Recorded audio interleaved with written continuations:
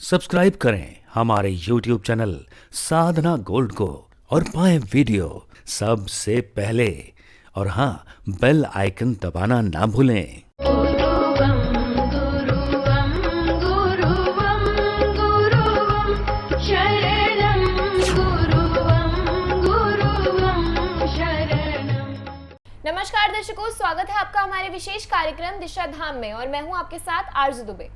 दर्शकों, अक्सर आपके जहन में ये सवाल आता होगा कि आखिर दिशा धाम है क्या। तो मैं आपको बता दूं कि दिशा धाम एकमात्र ऐसा कार्यक्रम है जिसके साथ जुड़कर आप अपने कदमों को अध्यात्म की ओर बढ़ा सकते हैं। किस तरीके से बढ़ा सकते हैं ये हम आपको जरूर बताएंगे, क्योंकि गुरु माँ लगातार हमसे जुड़ी रहती हैं। इस समय गुरु माँ हमारे साथ स्टूडियो में मौजूद हैं, तो चलिए मिलकर स्वागत करते हैं गुरु माँ तपेश्वरी नंदा जी का। गुरु माँ नमस्कार, बहुत बहुत स्वागत है आपका। अपने कार्यक्रम को आगे बढ़ाएंगे और गुरु माँ से आज कुछ प्रश्नों के उत्तर जरूर लेंगे। गुरु माँ, मैंने ऐसा सुना है कि लोग गुरु बनाते हैं और गुरु से दीक्षा लेते हैं और अपने जीवन में आगे बढ़ जाते हैं, या कह सकते हैं कि अध्यात्म के रास्ते पर आगे बढ़ जाते हैं। लेकिन दिशा धाम में 108 प्रकार की दीक्षाएं दी हैं, ऐसा क्यों? देखिए, 108 प्रकार की अगर मैं बात करूं दीक्षाओं की, तो 108 प्रकार की जो हम दीक्षा देते हैं, ये 108 प्रकार की, पहले तो हम ये जानेंगे दीक्षाएं हैं क्या। 108 प्रकार की दीक्षाओं के विषय में जैसे हमने पहले भी बताया है कि जो 52 दीक्षाएं होती हैं, 52 दीक्षाएं होती हैं, ये हमारे आध्यात्मिक एनर्जी को गेन करने के लिए, यानी आध्यात्मिक ऊर्जा को, आध्यात्मिक शक्तियों को, दैवी शक्तियों को जागृत करने की ही दीक्षाएं हैं। अगर हम नेक्स्ट 52 दीक्षाओं की बात करते हैं, यहाँ मैं इंग्लिश में इसलिए बता रही हूँ 52, क्योंकि मेरे से पिछली बार भी किसी ने पूछा था, तो बोले गुरु माँ आप हमें 52 समझ नहीं आ रहा है, 52 या इंग्लिश में हमें बताइए। तो मैंने उनको जब 52 बताया तो उनको कुछ समझ आया, तो इसलिए मैं यहाँ इन शब्दों का इस्तेमाल कर रही हूँ जो मैं इंग्लिश के शब्द अपने अध्यात्म में कभी करती नहीं हूँ। तो ये जो 52 दीक्षाएँ हैं, ये बाकी की हमारे भौतिक जीवन में जो भी कुछ हमारे जीवन की गतिविधियाँ होती हैं, जो जन्म से लेकर मृत्यु तक हमें चाहिए, यानी जिसके लिए हम जीवन भर अपने आप को सुखी बनाने के लिए, अपने आप को संपन्न बनाने के लिए, सुख समृद्धि और शक्ति ज्ञान की वृद्धि करने के लिए जो भी कुछ हम प्रयास करते हैं, उन सब के लिए ये 52 दीक्षाएं होती हैं। अब जो हमारी 52 और 52 दोनों को अगर हम मिलाते हैं तो 104 दीक्षाएं हो जाती हैं। अब 108 में अब 4 दीक्षाएं रह जाती हैं, जिनके विषय में जो 3 दीक्षाएं हैं वो हमारे ब्रह्मा, विष्णु और महेश यानी त्रिदेव की दीक्षाएं हैं, जो सत्व, रज और तम, यानी हमारे शरीर में उन दीक्षाओं के द्वारा सत्व, रज और तम तीनों गुण बैलेंस होके हमारे जीवन शैली को आगे बढ़ाते रहते हैं। अब इसके बाद जो एक दीक्षा हमारी रह जाती है, वह दीक्षा है गुरु अपनी स्वयं की ऊर्जा को साधक के कुंडलनी शक्ति पर स्थापित कर देता है, ताकि जब भी कोई साधक उसका किसी भी क्षेत्र में, चाहे वह ऐहिक भौतिक जगत का हो या आध्यात्मिक जगत का हो, उसमें अपने जीवन में आगे बढ़ने के लिए कोई प्रयास करता है, तो उसकी एनर्जी उसे आशीर्वाद के रूप में उसे प्राप्त होती रहे। उसका सारा ध्यान, उसकी भक्ति, उसके समर्पण जो गुरु ने ऊर्जा दी है उस पर साधक का होता है, तो वह अपने जीवन में आगे बढ़ जाता है। जब गुरु की ऊर्जा किसी साधक के कुंडली शक्ति पर होती है, या साधक ने जिस गुरु से दीक्षा दी है, उस साधक का कोई भी कार्य जो है कभी भी रुकता नहीं है। देखिए, अब बहुत सारे साधक ऐसे भी हैं जो गुरु से दीक्षा लेते हैं लेकिन अपने गुरु को छोड़ देते हैं। उसके पीछे कारण है, क्योंकि जब गुरु आपको दीक्षा देते हैं तो जो आपके कर्मों के द्वारा या पिछले प्रारब्ध के द्वारा आपके जीवन में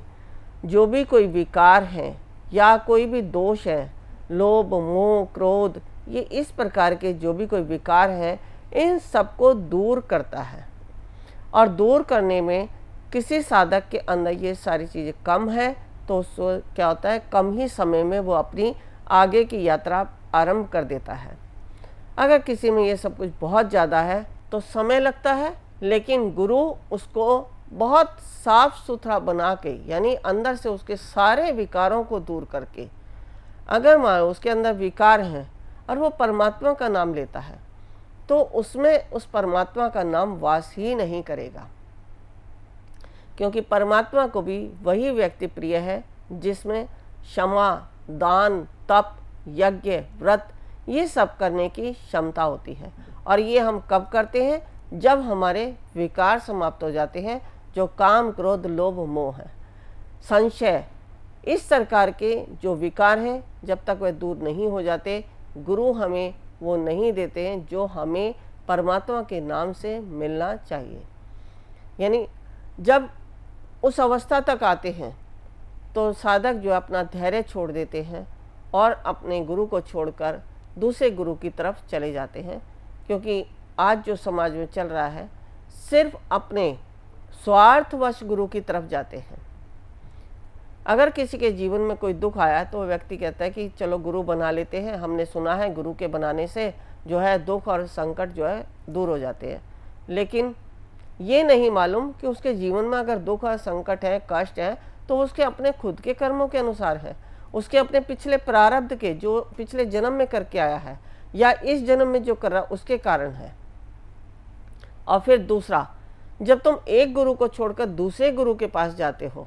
तो वो भी और ज़्यादा आपके कर्म को जो है बढ़ा देते हैं, आपके जो कर्माश हैं उनको बढ़ा देता है, आपके कर्म बंधन में आप और भी ज़्यादा बंध जाते हैं। आपको अगर लगे कि आपका पहला गुरु ब्रह्मलीन नहीं है, आपको उस अवस्था तक नहीं पहुंचा पाता जिस अवस्था तक ले जाना चाहते हैं, तो आप सोचें कि हम दूसरे गुरु को लें। लेकिन जिस गुरु के पास आप सर्वप्रथम गए हैं, चाहे वह आनंद मार्गी गुरु ही क्यों ना हो, उसने एक मंत्र दिया, आपकी और समस्याओं को चाहे उसने सुना या नहीं सुना, लेकिन उन्हें कभी छोड़ना नहीं चाहिए, क्योंकि उसी गुरु के द्वारा दिए गए मंत्र जप के द्वारा, उसी गुरु की ऊर्जा के द्वारा आप अगले मार्ग की तरफ अग्रसर होते हैं, जो आपका जीवन में निर्धारित था, जो आपको मालूम ही नहीं था कि मेरा उद्देश्य क्या था। वही उद्देश्य, वही ऊर्जा, वही जो जागृति जो पहले गुरु ने तुम्हें दी है, उसी गुरु के कारण तुम दूसरे गुरु तक पहुँचे हो, ताकि दूसरे गुरु ने जो तुम्हें दिया है वो तुम्हारे जीवन का लक्ष्य था। अब कई बार ऐसा भी होता है कि आप दूसरे के पास ही पहुंच गए, लेकिन फिर भी आपकी जिज्ञासाएं, आपका खोज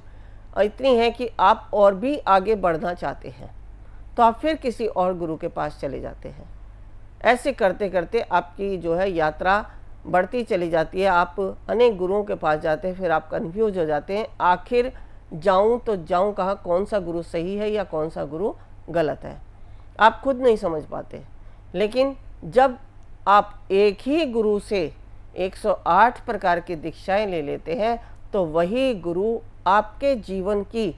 समस्त विकार, समस्त समस्याओं का समाधान, जो आपकी आध्यात्मिक यात्रा है, उन सबको पूर्ण करने का सामर्थ्य रखता है। और ये सामर्थ्य सत्यमार्गी गुरु के पास ही होता है, क्योंकि सत्यमार्गी गुरु ही आपकी और आपके ईश्वर की कड़ी को एकाकार करता है।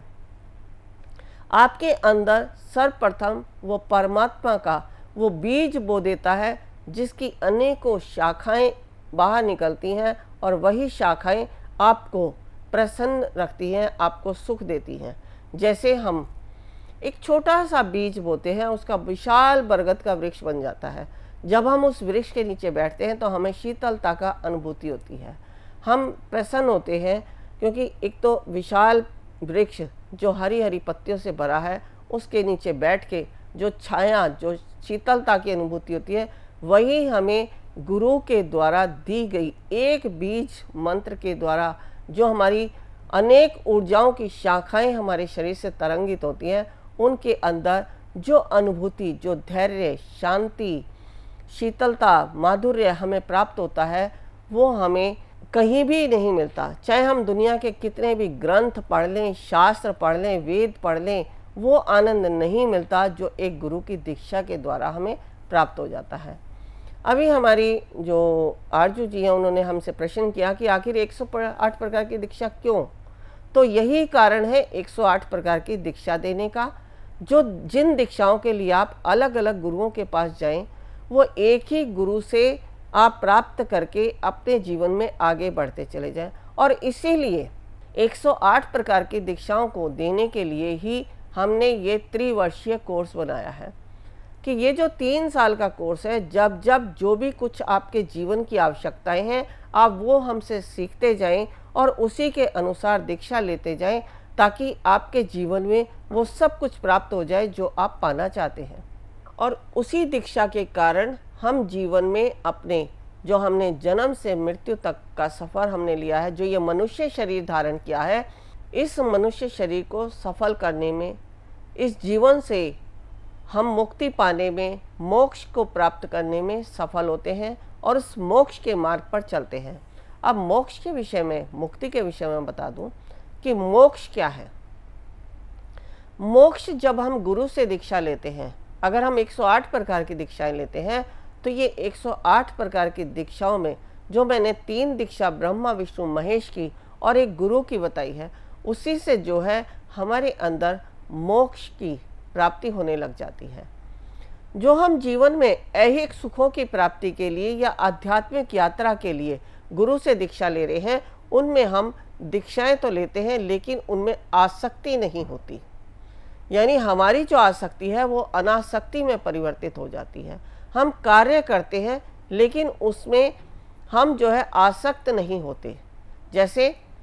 हम प्रयास कर रहे हैं कि हम बहुत मेहनत कर रहे हैं, किसी व्यापार में हमने पैसा लगाया, उसमें अगर हमें नुकसान भी हो जाता है या अच्छा फ़ायदा हो जाता है, अच्छा फ़ायदा होता है तो हम ज़्यादा प्रसन्न नहीं होते, नुकसान होता है तो दुखी नहीं होते। सब कुछ उस परमात्मा पे या गुरु पे छोड़ते चले जाते हैं कि जो हो रहा है सब गुरु कृपा से हो रहा है, जो हो रहा है सब परमात्मा कृपा से हो रहा है। ऐसी स्थिति हमारी मोक्ष की अवस्था कहलाती है। मोक्ष जरूरी नहीं है कि आपको मरणोपरांत ही मिलेगा, मरणोपरांत भी मिलता है, लेकिन जो लोग, आपने देखा होगा कि मृत्युशैया पर बहुत समय तक रहते हैं लेकिन उन्हें इस शरीर से मुक्ति नहीं मिल रही है, उसका कारण यही है कि जो व्यक्ति गुरु से दीक्षा लेने के बाद भी जीते जी अनासक्त नहीं होते, फिर भी इन आसक्तियों के में फंसकर अपने जीवन को चलाते रहते हैं, अपना जीवन यापन करते रहते हैं, और उसके बाद जब गुरु ये देखता है या परमात्मा ये देखता है कि इसने गुरु तो धारण किया है लेकिन फिर भी ये जीवन में जो है अनासक्त नहीं हुआ, तो जो उसकी मृत्यु का समय है उससे कुछ समय, चाहे वह 2 महीने का है, 1 महीने का है, 10 दिन का है, 2 दिन का है या 1 दिन का है, जितना भी समय उसके कर्मों को दूर करने का अवस्था है, उतने दिन वह व्यक्ति उस दुख से, उस पीड़ा से पीड़ित रहता है। और जब वह दुख समाप्त हो जाते हैं, क्योंकि जब आपने गुरु बनाई है या परमात्मा का नाम लिया है, तो वह इस मनुष्य शरीर में ही जो आपने ये जन्म लिया है, इसी जन्म में ही आपको आपके कर्मों से मुक्त कर देता है। और जिसने गुरु नहीं बनाए वो इस संसार में जीवन यापन करते हुए फिर अनेकों योनियों की यात्रा करते हैं और फिर मनुष्य शरीर में आते हैं, तब भी उन्हें उसका आभास नहीं होता जो वो कर्म करके आए हैं। अब यहाँ आभास कब होता है? जब हम शरीर से पहले थे,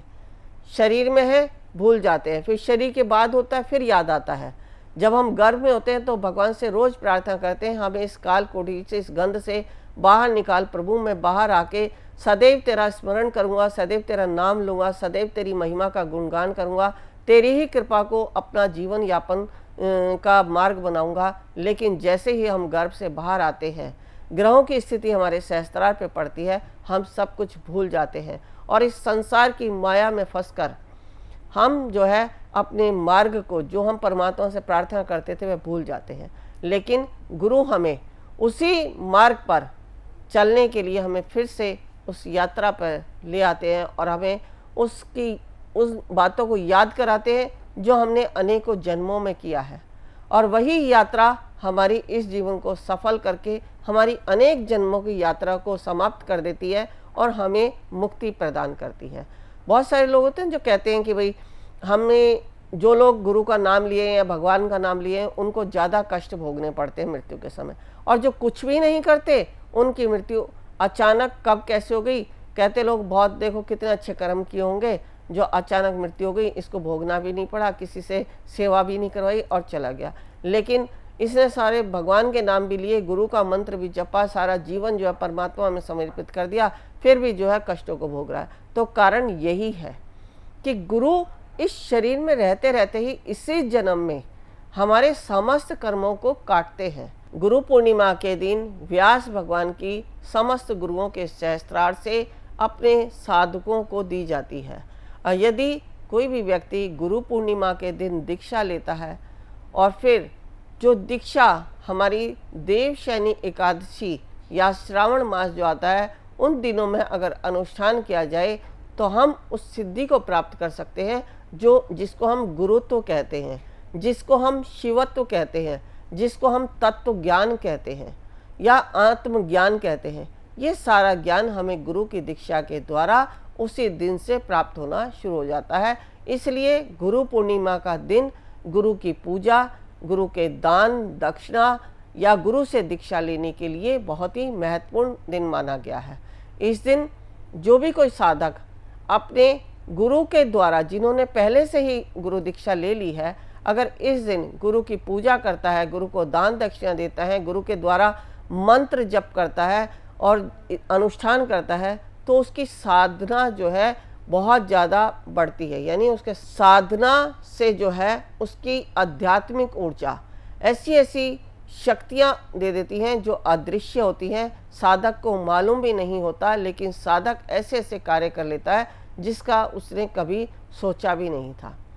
जैसे बहुत सारे साधक होते ही कहते हैं कि मुझे पता ही नहीं मैंने अचानक ये काम कैसे कर दिया। लेकिन कैसे किया वो किसी और ने नहीं किया, वो तुम्हारे अंदर जो अंतर चेतना है, जो जागृत हुई है, जो गुरु की दीक्षा से प्राप्त हुई है, उसने किया है। या जो परमात्मा तत्व, जो परमात्मा का नाम जो गुरु की दीक्षा से तुम्हें मिला है, उसकी शक्ति से हुआ है। तो गुरु पूर्णिमा बहुत ही महत्वपूर्ण दिन है और गुरु की दीक्षा बहुत ही महत्वपूर्ण स्थान रखती है। देवी देवता समस्त जन जो है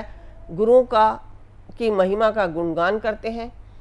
माता पार्वती और भगवान शिव के द्वारा गाई गई गुरु गीता भी कही गई है, जिसको हम पाठ करते हैं तो हमारे अंदर सदैव गुरु भक्ति जागृत होती है। जैसे गुरु की दीक्षा लेते हैं वैसे ही अगर हम गुरु भक्ति करते हैं तो भी हमारी आध्यात्मिक ऊर्जाओं की बढ़ोतरी होती है और हमारे अंदर आध्यात्मिक ऊर्जा समय समय पर अपने आप ही ऐसे ऐसे कार्य कर देती है जिनका हमें कभी सोचा भी नहीं था। बिल्कुल दर्शकों, जिस तरीके से गुरु माँ ने यहाँ पे बताया कि 108 प्रकार की दीक्षाएं आप कैसे ले सकते हैं। वैसे तो दिशा धाम में तमाम हीलिंग कोर्स करवाए जाते हैं, आप दीक्षा कैसे ले सकते हैं ये सब सीख सकते हैं। और बदलाव एक ऐसा शब्द है जो आपको अपने अंदर खुद ही लेकर आना पड़ेगा। अगर आपके जीवन में भी किसी तरीके की कोई समस्या है तो लगातार गुरु माँ हमसे यहाँ जुड़ी रहती हैं, आप गुरु माँ से सीधा संपर्क कर सकते हैं। आपके जीवन में किसी भी प्रकार की समस्या है तो लगातार टीवी स्क्रीन पर जो नंबर फ्लैश हो रहे हैं आप उस पर कॉल कर सकते हैं।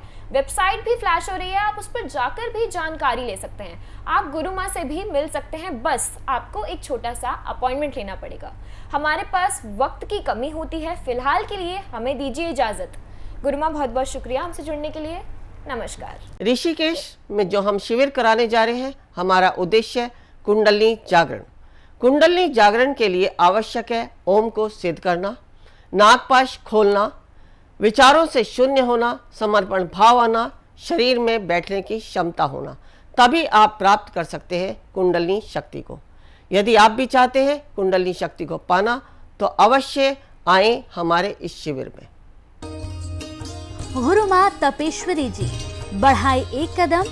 अध्यात्म की ओर और पाएं स्वस्थ शरीर, संपन्नता व एकाग्रता। गुरु माँ के द्वारा 108 प्रकार की दीक्षाएं प्रदान की जाती हैं, जिन्हें लेकर आप अपने जीवन को सुखों से भर सकते हैं। आप गुरु माँ से ध्यान व उपचार पद्धतियाँ सीख सकते हैं, जैसे मुद्रा विज्ञान, साधना से सिद्धियों की ओर, तत्व ज्ञान, लामा फेरा, तनाव, डिप्रेशन,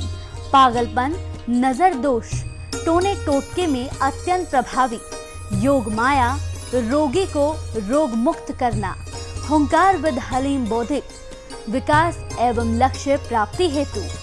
टिंटी सर्कल एकाग्रता बढ़ाने के लिए। हमारा पता है गुरु मां तपेश्वरी जी आश्रम, दिशा धाम, नियर दिल्ली सिंगू बॉर्डर,